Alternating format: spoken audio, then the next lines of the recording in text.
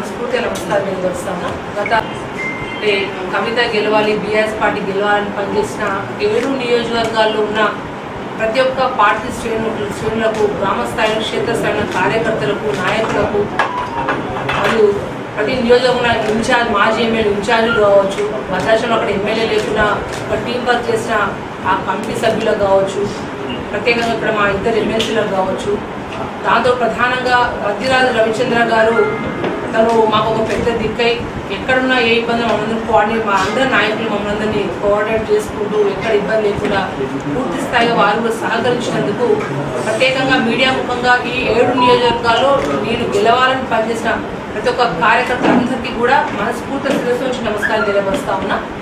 దాంతోపాటు అంటే పోయిన 5 ఏళ్ళు మీ అందరి ఆశీస్సులతో, కేసీఆర్ గారి ఆశీస్సులతో పార్లమెంట్ సభ్యురాలుగా ఈ ప్రాంతంలో ఉన్న సమస్యల కొరకు గడం విప్పే బయ్యారం ముక్కు పరిశ్రమ కావచ్చు, లేకపోతే గిరిజన యూనివర్సిటీ, చిరకాల మార్చిన గిరిజన యూనివర్సిటీ కావచ్చు, ఎన్నో అంటే ప్రతి ఒక్క విషయం మీద గడం విప్పే గొప్ప అవకాశం ఈ ప్రాంత ప్రజలు మనస్ఫూర్తిగా నాకు ఆశ నుంచి పార్లమెంట్కి పంపించింది. 5 ఏళ్ళు కరోనా లాంటి క్లిష్టమైన సమయంలో కూడా అంటే ఈ 5 ఏళ్ళ టైంలో అటువంటి 2 ఏళ్ళు వచ్చినా కూడా అటువంటి టైంలో కూడా ఎప్పుడు కూడా వెనుక తగ్గకుండా ఈ ప్రాంతంలో నా శక్తి వంచన లేకుండా ఎక్కడ ప్రజలకి నా అవసరం ఉందనుకుంటూ ఒక పార్లమెంట్ సభ్యురాలుగా నేను పూర్తి స్థాయిగా పనిచేశానని నేను భావిస్తా ఉన్నా. కానీ ఇవాళ రాష్ట్రంలో ఒక మహోపాధి కాకుండా రాష్ట్రంలోనే ఒక వేవ్లో అంటే అనుకున్న దానికంటే బీఆర్ఎస్కి కనీసం కొన్ని సీట్లు వస్తే భావించాం, కానీ అనుకున్న దాంట్లో కంటే కూడా ఇవాళ ప్రజలు అంటే అందరు మార్పు అని అనుకున్నారు, కానీ ఆ మార్పు అది ఏందో అది ప్రజల్లో కనబడలేదు, ప్రజల్లో అది భావించలేదు. స్పష్టంగా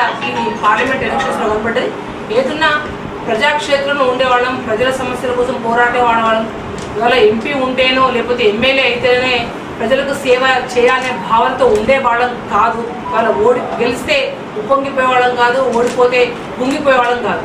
కాబట్టి ఇవాళ నేను పార్లమెంట్ సభ్యురాలుగా లేకపోయినప్పటికీ ఈ జిల్లా పార్టీ అధ్యక్షురాలుగా ఇక్కడ ప్రత్యేకంగా ఒక మహబూబాద్ జిల్లాలోనే కాకుండా పార్లమెంట్ సెగ్మెంట్లో ఉన్న ప్రతి ఒక్కరు కూడా ఎప్పుడు ఏ అక్కర వచ్చినా ఏ ఇబ్బంది అయినా ప్రతి కార్యకర్తకు కూడా ఖచ్చితంగా ఎలక్షన్ ముందు చెప్పా, ప్రశ్నించే గొంతుగా నవ్వుతా, నన్ను దీవించండి అన్న. కానీ ఇవాళ ఎలక్షన్స్లో రిజల్ట్ వ్యతిరేకంగా వచ్చినప్పటికి కూడా అదే విధంగా ప్రజలు ఏదైతే ఆకాంక్షించిందో, ఏదైతే కోరిందో వాళ్ళ కోరిక తీరే వరకు కాంగ్రెస్ పార్టీ ఇచ్చిన హామీలు నెరవేరే వరకు, ఎందుకంటే వాళ్ళ రాష్ట్రంలో ప్రభుత్వం వాళ్ళ ఉంది కాబట్టి వాళ్ళ ఖచ్చితంగా ఇవాళ ఏదైతే వీళ్ళు రైతు రుణమాఫీ అన్నారు, రకరకాల మహిళలకు 2000 అన్నారు, తులం బంగారం అన్నారు, ఎన్నో అంటే హామీలు ఇచ్చింది. ఈ హామీలన్నీ నెరవేరాలంటే ఎలక్షన్ల ముందైతే ప్రశ్నించే గొంతుగా ఇలా అయినానో ఇవాళ ఎలక్షన్లో రిజల్ట్ రాకపోయినప్పటికీ కూడా ఇదే ప్రశ్నించే గొంతుగా మారి వాళ్ళ ఏదైతే కోరుకున్న కోరికలన్నీ కూడా ఆంక్షలు తీరే వరకు కూడా అందరం వేదిక మీడియా ముందు కూర్చొని ప్రతి ఒక్కరం కూడా ఒకటే గళమే కూడా ప్రజల పక్షాన పోరాటం చేస్తామని చెప్పి మేము విజ్ఞప్తి చేస్తా ఉన్నా. అంతేకాకుండా కుంగిపోయేది కార్యకర్తలకు మీడియా ముఖ్యంగా అందరినీ విజ్ఞప్తి చేస్తున్నా.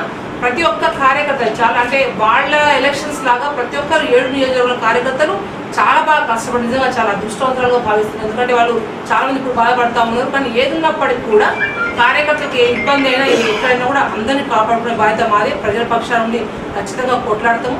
దాంతోపాటు ఇక్కడ గెలిచిన బలరాం నాయక్ గారు కూడా అభినందన తెలియపరుస్తా ఉన్నా. ఇవాళ ఎలక్షన్ చూస్తే విచిత్రంగా అంటే అనుకున్న దానికంటే డిఫరెంట్ ఫలితాలు వచ్చినాయి. అంటే ఇంకా గౌరవమైన స్థానంలోనే మహబూబాద్ పార్లమెంట్ ఉందని నేను భావిస్తా ఉన్నాను. ఎందుకంటే చాలా చోట్ల కూడా మా బీఆర్ఎస్ పార్టీ 3rd ప్లేస్లో పోయిన పరిస్థితి ఉంది. కానీ ఇవాళ మహబూబాద్లో ఇవాళ గౌరవమైన స్థానంలో ఉందని భావిస్తా ఉన్నా.